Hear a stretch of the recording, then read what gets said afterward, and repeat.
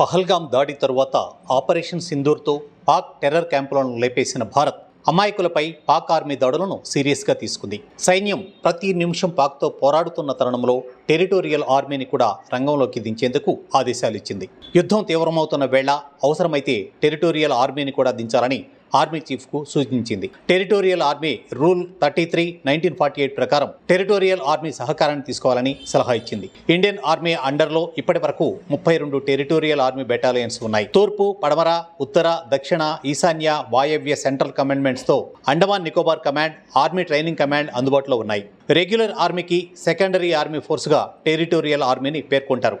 అంటే part time ఆర్మీగా నమోదు చేసుకొని ఫుల్ టైం ఆర్మీతో సమానంగా ట్రైనింగ్ ఇస్తారు. జీతభత్యాలు కూడా ఫుల్ టైం ఆర్మీతో సమానంగా ఉంటాయి. జాతీయ అత్యవసర పరిస్థితుల్లో వీరు ఆర్మీకి సహకారం అందిస్తుంటారు.